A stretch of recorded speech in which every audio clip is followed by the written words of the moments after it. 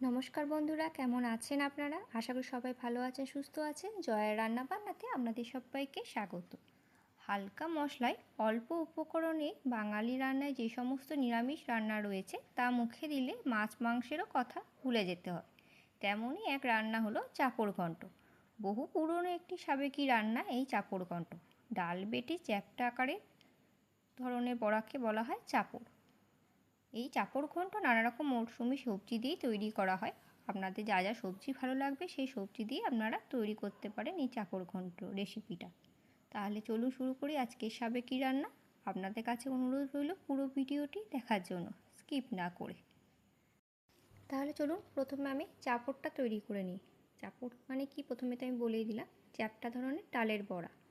তো তার জন্য আমি 100 গ্রাম মটর ডাল আর 100 গ্রাম আমি ছোলার ডাল, এই দু ধরনের ডাল মিক্স করে আমি ওই 3-4 ঘন্টার মতো ভিজিয়ে রেখেছিলাম। ভালো করে ভিজে গেছে, দেখুন অনেকটা ভেঙে ভেঙে যাচ্ছে। তো জল ঝরিয়ে নিয়েছি। এরপর এই ডালটা আমি মিক্সিতে একটু মিহি পেস্ট করে নিই। আপনারা চাইলে শিলেও বেটে নিতে পারেন।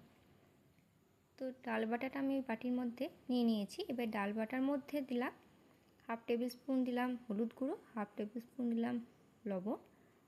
আপনাদের স্বাদ মতোই লবণটা দেবে। আর দিচ্ছি 1 চামচ মতো হিং। তো এই সব কিছু উপকরণ ডালের সাথে ভালোভাবে আমি মাখিয়ে নিচ্ছি। ভালোভাবে ডালটা ফেটিয়ে নিতে হবে। ডাল যত ভালোভাবে ফেটাবে তত ভালোই কিন্তু ওই বড়াটা হবে, তত স্মুথই হবে, ভালো লাগবে খেতে। তো দেখুন কত সুন্দর আমার ভালোভাবে মাখানো হয়ে গেছে। তাহলে চলুন এগুলো এবার চটপট করে ভেজে নিই। এরপর চাপড়গুলো ভাজার জন্য আমি কড়াইয়ে 2 চামচ সর্ষের তেল নিয়ে নিয়েছি।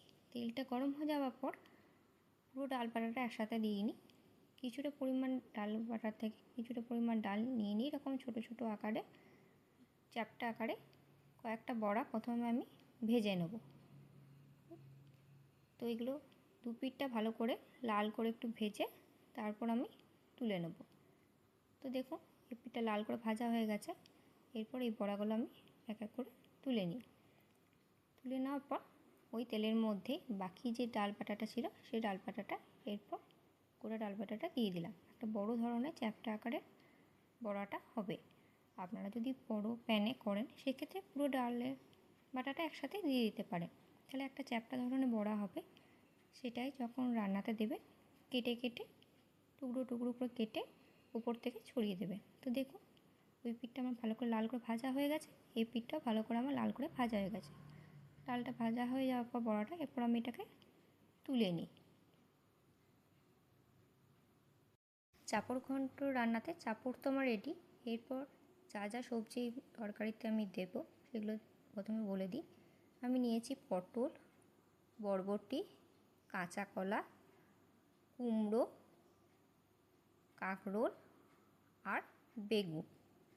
এই কটা সবজি আমি দিচ্ছি। আপনারা আপনাদের পছন্দ মতো বা বাড়িতে যা সবজি থাকবে সেই সবজি দিয়ে করতে পারেন।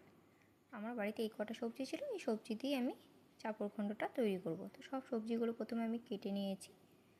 আর এইটাতে কিচ্ছু মশলা সেরকম লাগছে না, যেহেতু নিরামিষ আর খুবই কম মশলা দিয়ে করছি। দিয়েছি এখানে 1 চামচ সাদা তিল, 2 চামচ পোস্ত বাটিতে নিয়ে নিয়েছি, আর কালো সর্ষে 1/2 টেবিল স্পুন আর সাদা সর্ষে 1/2 টেবিল স্পুন।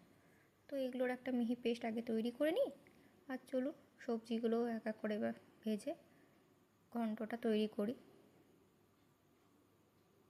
চাপড়গুলো ভেজে তুলে নেওয়ার পর ওই কড়াইয়ে আমি আরও 2 চামচ মতো তেল দিলাম।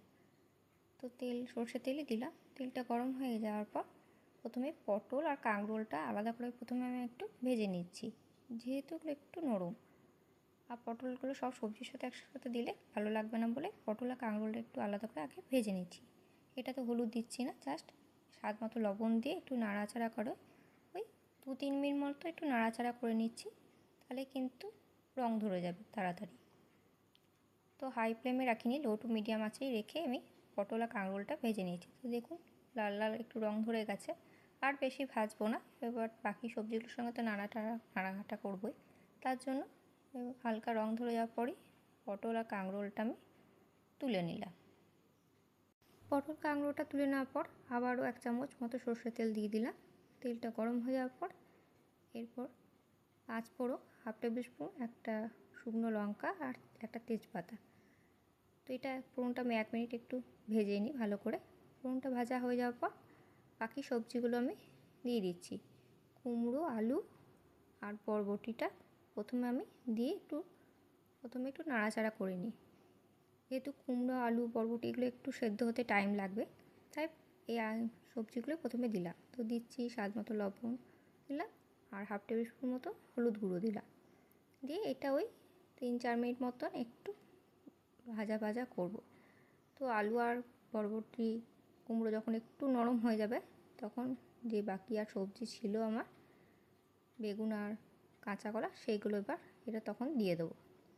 তো চলুন এটা 2-3 মিনিট একটু ভাজা ভাজা হয়ে যাক। তো দেখুন 3-4 মিনিট পর ফিরে এসে দেখুন অনেকটাই কুমড়ো, আলু অনেকগুলো কিন্তু হেজে গেছে, নরম হয়ে এসেছে। এরপর তাই বেগুন, কুমড়োটা এর মধ্যে এবার দিয়ে দিলাম।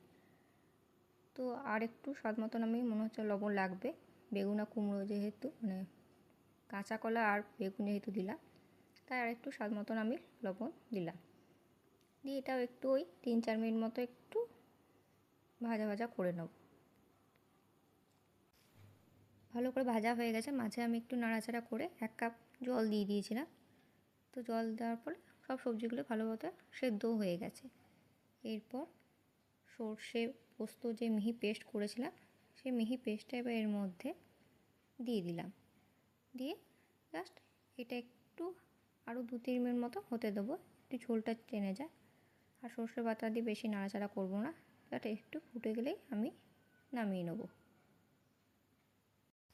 অনেকটাই ফুটে এসেছে দেখুন। এরপর যে চাঁপড়গুলো আমি ভেজেছিলাম সেগুলো খুন্তি করে একটু টুকরো টুকরো করে কেটে এরপর উপর থেকে আমি দিয়ে দিলাম। ব্যাস, আমার কিন্তু একদম চাঁপড় ঘন্ট অলমোস্ট রেডি, একদম হয়ে গেছে। তো বন্ধুরা, আজকে এই ভিডিওটি কেমন লাগলো আপনাদের অবশ্যই একটা কমেন্ট করে জানাবে। আর রেসিপিটি ভালো লাগলে একটা লাইক করে দেবেন। আর নতুন বন্ধুদের আমার চ্যানেলে স্বাগত জানাই, আর পুরনো বন্ধুদের চ্যানেলে পাশে থাকার জন্য জানাই অসংখ্য ধন্যবাদ। আর যারা এখন আমার চ্যানেলটি সাবস্ক্রাইব করেনি তাদেরকে আমার পরিবারের সদস্য হওয়ার জন্য আমন্ত্রণ রইল। একদম হয়ে গেছে, একদম শেষের দিকে। এবার গ্যাসের ফ্লেমটা আমি অফও করে দেবো। গ্যাসের ফ্লেমটা অফ করে দেওয়ার পর উপর থেকে আমি 1 চামচ মতো গাওয়া ঘি দিয়ে দিচ্ছি।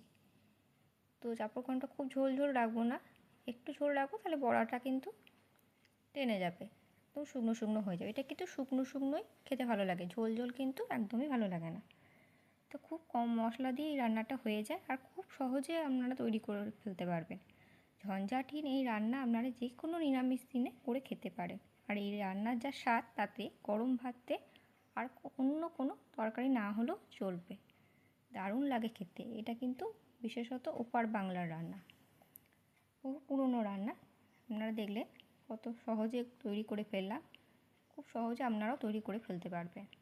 দেখতে কত লোভনীয় লাগছে দেখুন, খেতে কিন্তু অসম্ভব সুন্দর হয়। 1 থালা গরম ভাত কিন্তু অনায়াসেই চলে যাবে। তো বন্ধুরা, আজকের রেসিপি আপনাদের কেমন লাগলো অবশ্যই আমাকে কিন্তু কমেন্ট করে জানাবেন।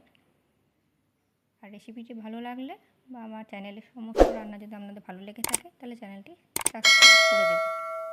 তো চলুন এটা সার্ভ করে দিই। তাহলে আজ আসি বন্ধুরা, আবার দেখা হচ্ছে আপনাদের সাথে নেক্সট ভিডিওতে। ততক্ষণ আমরা সবাই ভালো থাকবেন, সুস্থ থাকবেন। ধন্যবাদ।